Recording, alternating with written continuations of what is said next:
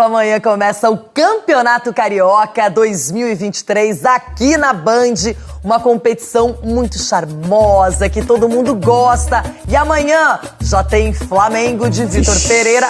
Vitor Pereira tá ainda conhecendo tudo, organizando tudo, mas tem Flamengo aqui na Band. Eita, e olha só os detalhes. Olha que imagem, Brasil, coisa linda.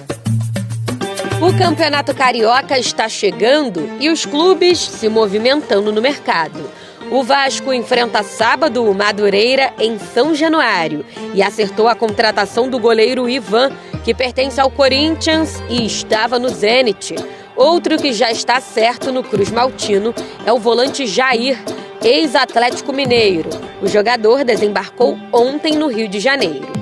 No Flu, 2 dos 7 reforços para essa temporada estão à disposição de Fernando Diniz para a estreia no estadual contra o Resende no sábado.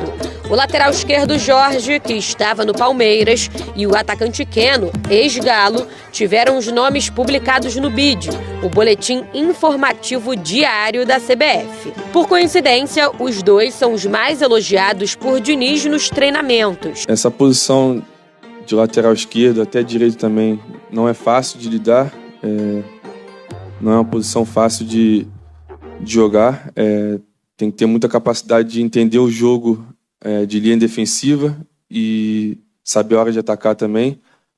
E hoje o meu objetivo é ser feliz, como o Diniz conversou comigo, eu tenho que ser feliz dentro de cada treino e cada jogo, e vou buscar o meu melhor cada dia para poder ocupar essa vaga e dar alegria ao torcedor do tricolor. Jorge chega para ser titular e resolver o problema da lateral esquerda. O atacante vai herdar a vaga de Matheus Martins. Os outros 5 novatos, o goleiro Vitor Eudes, o lateral direito Guga, o zagueiro Vitor Mendes e o domingo no Carioca diante do Audax com a equipe B no Newton Santos. O Flamengo vai a campo amanhã em jogo antecipado contra o Audax no Maracanã e terá transmissão aqui na tela da Band a partir das 9 horas da noite. O técnico Vitor Pereira ainda não vai estar na beira do campo com o time principal.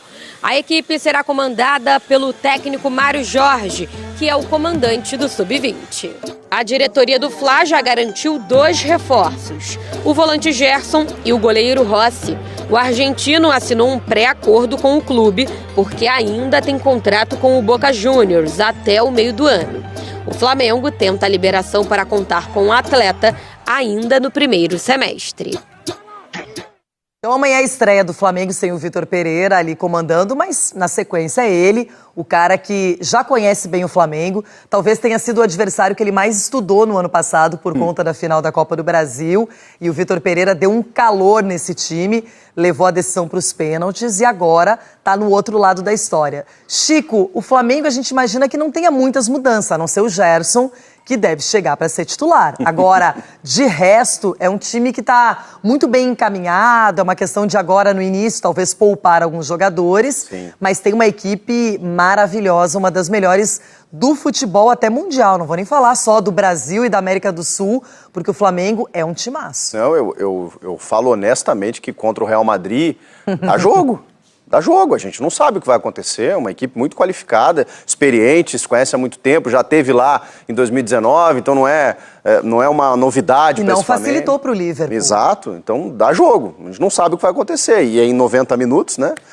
Agora, realmente é um time que está pronto, montado, e ele está pensando no dia 28, né, Renato? Que já tem uma decisão contra o Palmeiras na Supercopa, e ele vai utilizar, acho que em algum momento, o estadual para um laboratório. Tem que ver onde o Gerson vai entrar, porque ele vai ter que jogar, né? Porque o time até então não tinha esse cara, vai ter que sair um ali na frente, mas aí como é que você trabalha com a Arrascaeta, Everton, Pedro Gabigol e o Bruno Henrique ainda voltando de lesão? Cebolinha, enfim.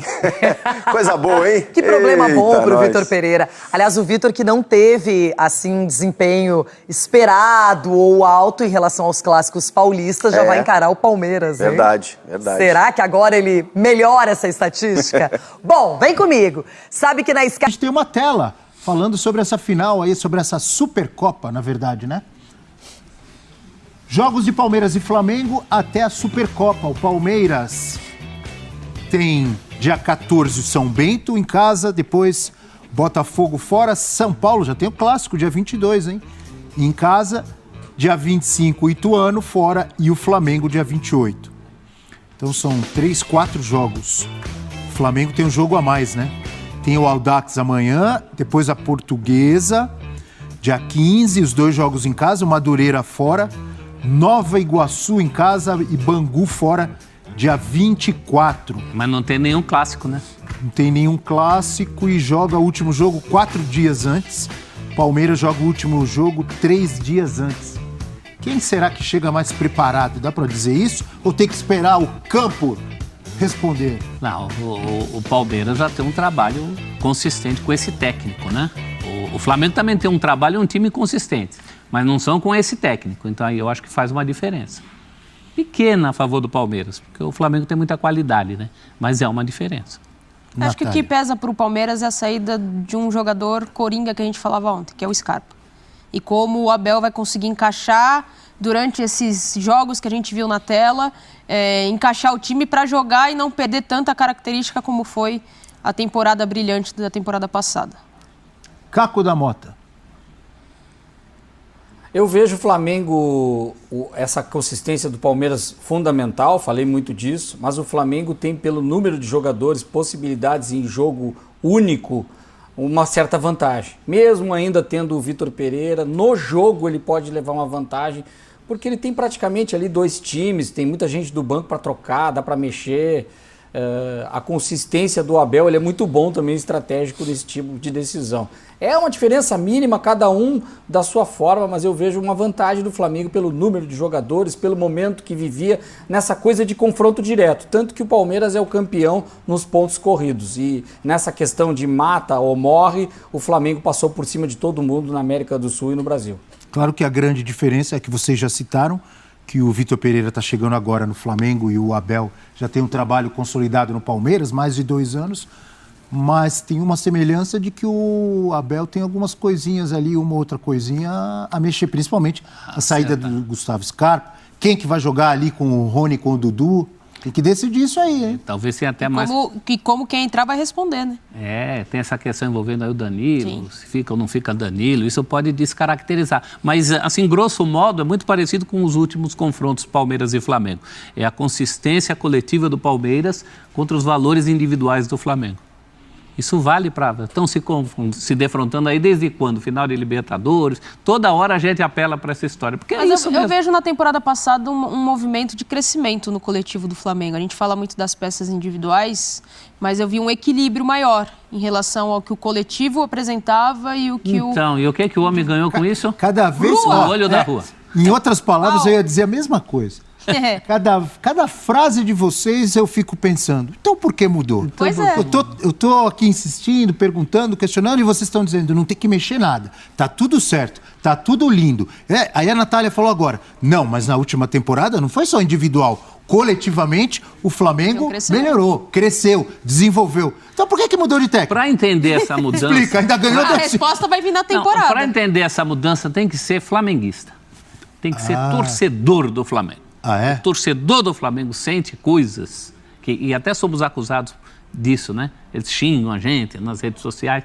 Mas, num certo sentido, essa coisa da facerice que se sente falta é o torcedor e a diretoria do Flamengo. Numa análise fria, a gente tem que chegar à conclusão de que não haveria por que mexer. Agora, fatores outros, o coração tem razões que a própria razão desconhece. Isso foi fundamental. Chega aqui, ó, meu coração. Então, vou falar um nome que você adora, aí, professor Celso Zelt. Fala. É o fantasma de Jorge Jesus, que continua. Do desempenho dele. Tem que ganhar dando show? É isso. Do desempenho dele. E repito, não sei se Jorge Jesus, voltando, conseguiria devolver